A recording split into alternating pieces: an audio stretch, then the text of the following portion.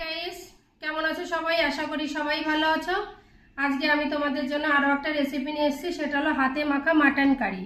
তার জন্য আমি এখানে মাটন নিয়েছি 1.5 কিলো, কিছু পেঁয়াজ আমি কেটে নিয়েছি, আর এখানে নিয়েছি আদা রসুন কাঁচা লঙ্কা পেস্ট করে নিয়েছি, টমেটো পেস্ট করে নিয়েছি, পেঁয়াজ পেস্ট করে নিয়েছি, আর এখানে নিয়েছি জিরে ধনে পেস্ট করে নিয়েছি। বাস এইগুলি দিয়ে আজকে আমি রেসিপিটা তোমাদের সঙ্গে শেয়ার করব। এবার আমি মাটনের মধ্যে এক এক করে সব দিয়ে মেখে নেব। প্রথমে আমি পেঁয়াজগুলো দিয়ে দিলাম, এরপরে এর মধ্যে দিয়ে দেব জিরে ধনে পেস্ট। জিরে ধনে পেস্টটা আমি পুরো 1 চামচই দিয়ে দিলাম। এরপরে দিয়ে দেব আদা রসুন কাঁচা লঙ্কা পেস্ট, সেটাও আমি 1.5 চামচ দিয়ে দিলাম। দিয়ে দেব পেঁয়াজ পেস্ট, পেঁয়াজ পেস্টটাও আমি 2 চামচ দিয়ে দিলাম। আর এখানে আমি ছোট বাটির 1 বাটি টমেটো পেস্ট নিয়েছি, সেটাও দিয়ে দেবো। আর এখানে কিছু আমি টক দই নিয়েছি, একটু টক দইটা দিয়ে দেব। দিয়ে ভালো করে আমি একটু মেখে নেব। এবার আমি এর মধ্যে দিয়ে দেব 1 চামচ লবণ, আর দিয়ে দেব 1 চামচ হলুদ, দিয়ে দেব 2 চামচ কাশ্মীরের লঙ্কার গুঁড়ো, আর এর মধ্যে দিয়ে দেব সবার লাস্টে আমি সরষের তেল। সরষের তেলটা একটু বেশি দিতে হবে।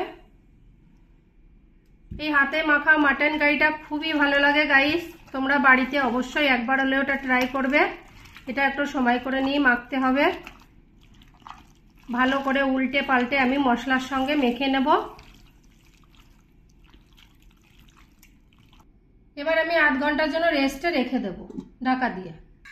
গাইস, আমি এখানে একটা কড়াই নিয়েছি, কড়াইটাও গরম হয়ে গেছে। এবার কড়াইতে আমি সরষের তেল দিয়ে দেবো একটু।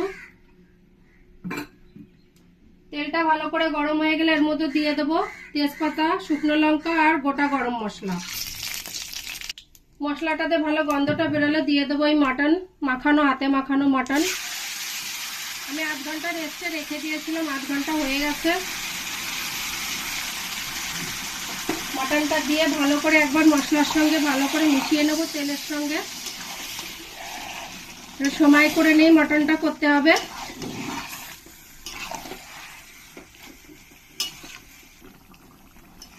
মাঝে মধ্যে এরকম নাড়িয়ে দিতে হবে, নইলে নিচে লেগে যেতে পারে। আর এই হাতে মাখা মাটন কারিটা একটু সময় করে নিয়েই ভালো করে কষিয়ে নিতে হবে। এরকম করে ভালো করে নাড়িয়ে দিয়ে আবার আমি 2-4 মিনিট ঢাকা দিয়ে রাখবো। ঢাকনাটা আমি তুলে দেব। মাটন থেকে দেখো জলটাও ভালো করে ছেড়ে দিয়েছে। এরকম মাঝে মধ্যে 1-2 বার নাড়িয়ে দিতে হবে।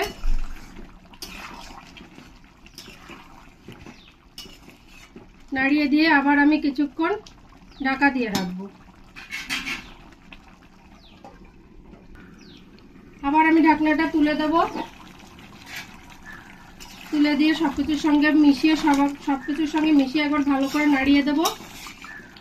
এবার আমি ঢাকনা না দিয়ে কিছুক্ষণ এরকম করেই আমি কষিয়ে নেব।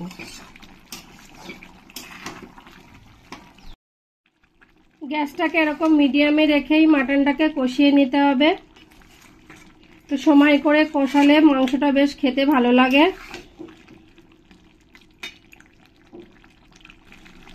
মিডিয়াম ফ্লেমে আবার আমি কিছুক্ষণ ঢাকা দিয়ে রাখবো।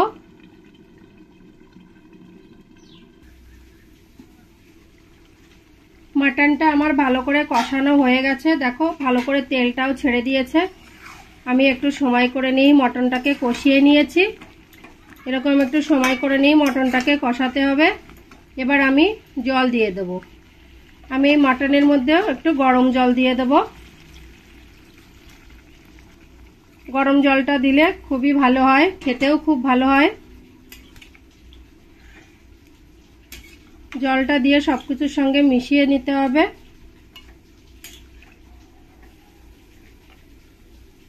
জলটা দিয়ে কিছুক্ষণ আমি জাল হতে দেব। মাটনের জল দিয়ে আবার আমি কিছুক্ষণ ঢাকা দিয়ে রাখবো।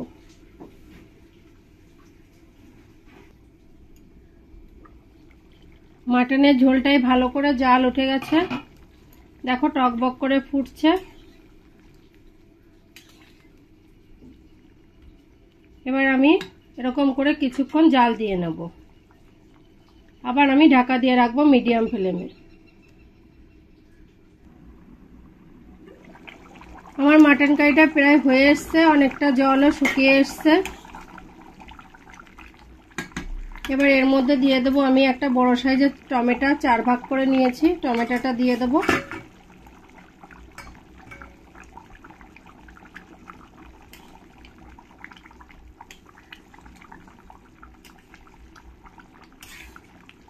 টমেটোটা দিয়ে আমি কিছুক্ষণ জাল হতে দেব মাটনটাকে। তো আমার মটন কারিটা প্রায় রেডি হয়ে এসছে। এবার আমি একটু হালকা করে একটু গরম মশলার গুঁড়ো দিয়ে দেব। গরম মশলার গুঁড়োটা দিয়ে একবার মিশিয়ে নেব।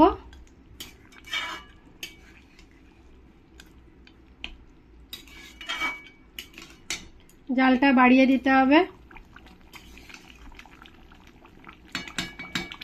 জালটা বাড়িয়ে দিয়ে আবার আমি 2-1 মিনিটের জন্য ঢাকা দিয়ে রাখবো।